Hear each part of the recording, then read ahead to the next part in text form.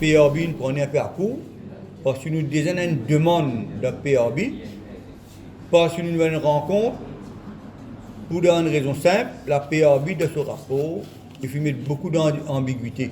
Un point qui n'est pas clair, sur une recommandation, il y a une hypothèse, si je gagne ça, moi je gagne l'autre, et il faut mettre une condition, par exemple, senior éducateur. Avant de mettre in the grade, après de mettre in the grade, c'est que je ne comprends pas. Est-ce qu'il y a un seul grade, de mettre tout grade mélangé? Et ce travail-là, pas de faire avec moi bien. Nous faisons l'appel avec le ministère de l'Éducation, PSSA. Tu fais une demande qui ne peut pas venir avec même erreur encore, avec les mêmes conditions erronées ambiguës.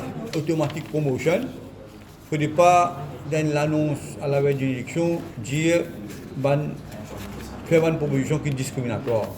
Si on donne 20 ans de service dans la police pour gagner une promotion, nous comptons pour un camarade policier.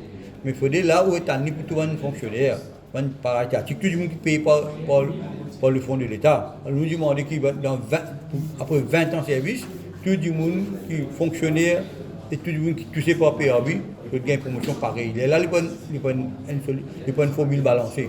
Sinon, nous pensons juste une seule catégorie gagnée pour discriminatoire. Nous ne sommes pas jaloux, mais pour être juste, pour un sens de justice, étaler tout le monde. Du civil master, il a annoncé dans la PRB, et puis ça même premier syndicat qui a été ministre pour la guerre pour ça. Nous gagnons à travers le budget, mais jusqu'à maintenant zéro.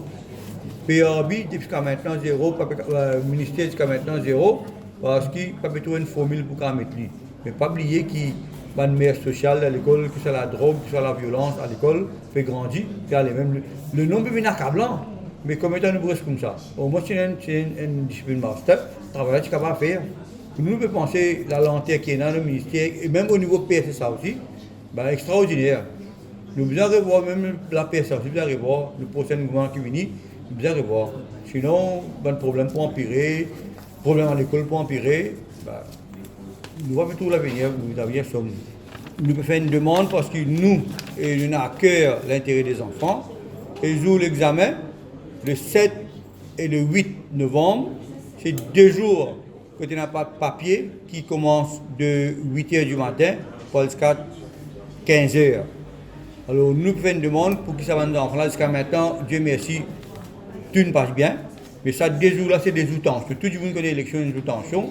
Et puisque fin décrète ça, un jour férié, nous demandons que le ministre de l'Intérieur lui fait de façon que nos enfants sont en sécurité en doublant la présence policière sur nos routes.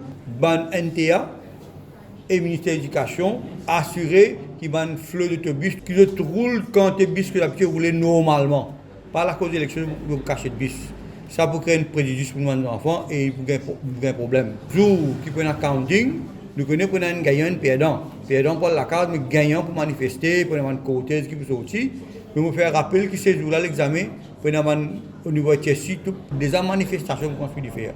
Nous disons encore une fois que le ministre de l'Intérieur et que la police de 6 heures de guetter, qu'il faudrait donner une directive qu'aucune voiture, aucun cortège qui peut manifester pas devant un centre d'examen.